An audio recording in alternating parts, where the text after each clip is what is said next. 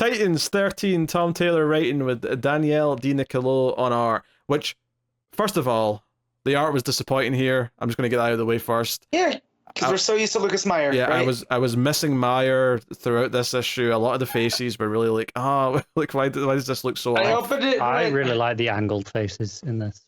Yeah, like it's not bad, but after Meyer, it's just, like I opened it up, I was like, oh, this is not Meyer, because I didn't look before I read. I thought some of the faces looked really flat as well. There's a lot of times where Cyborg's face especially looked very flat to me.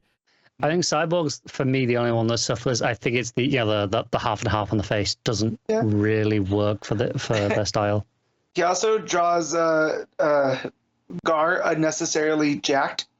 Like if you look on the page where he's talking to Raven in that room. Yeah, why would he not be jacked? Why would he be overly jacked? Like he, Why not? Maybe when he transforms into like a rhino, the extra muscle helps.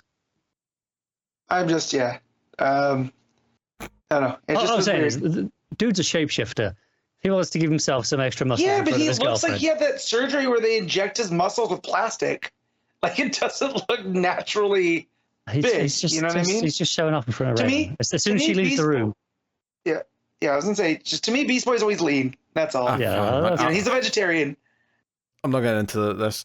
I will say, in the first couple of pages in Hell, what turns out to be Hera coming to make some inquiries, I legitimately thought this was Omen for like a little bit, just because red hair, green cloak. I was like, "Whoa, why is Omen in this issue? That's interesting." I did as well. I think that's why they make sure to tell us there's Hera on the first page at the bottom. Because, I think before that's fine because they're hooded and the face is silhouette, so it's intentionally a mystery, right? So as long as they tell us the first time she takes the hood off, and so I'm okay with it.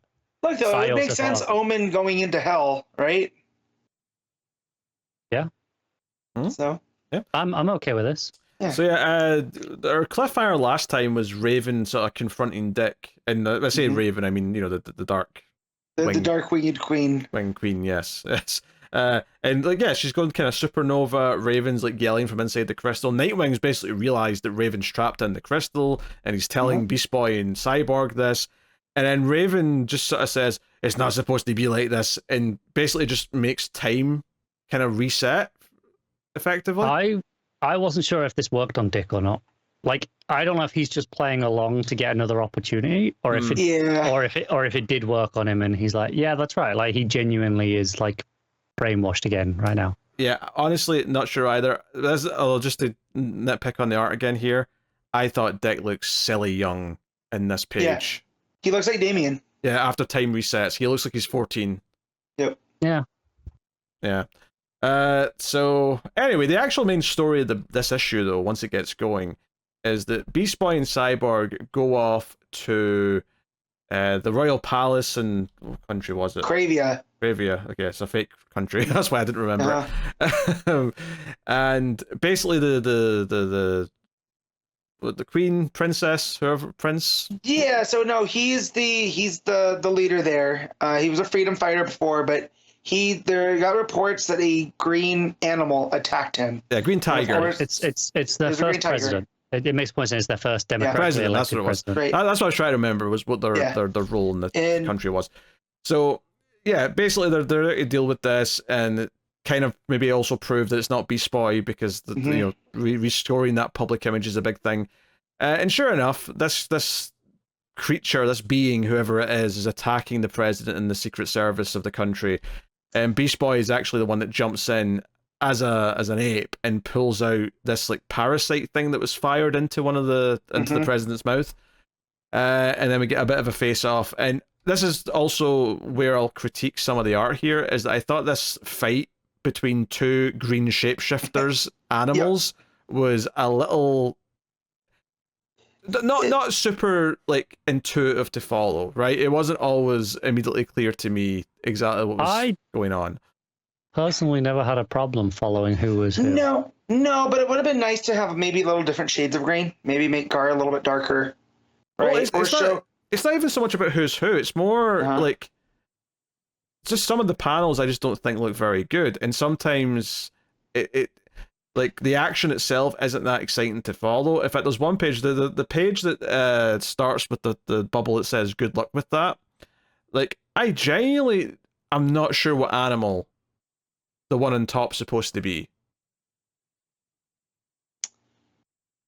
I see.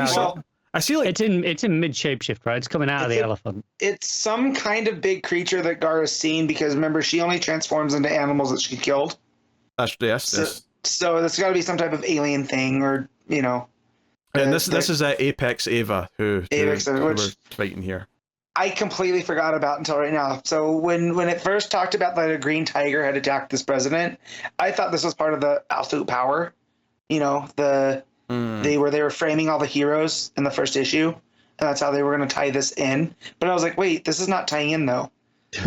And then I remembered, I was like, oh, this is that green lady that Dick ran into during Beast World. Or before Beast World, whatever it was. I think it was during. It was the tie-ins. Yeah. It was like a backup, right?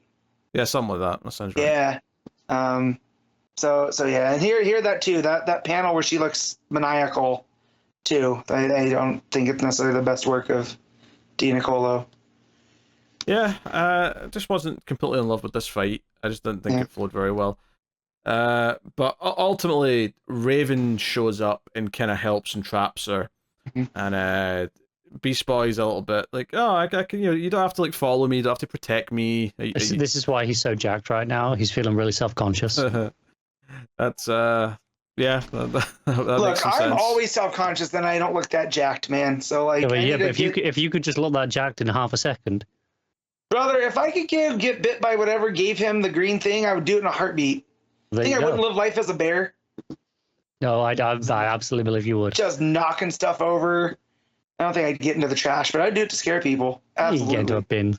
Yeah, you could. They're not that bad. Who am I kidding? I would definitely go to Taco Bell and get into the bin. Living your best life. Yeah, 100%. See, Pete has nothing to say. This is where me and Connor bond. I don't. I'm thinking about how to turn this into a jacking off joke. It's not coming to me. Anywho,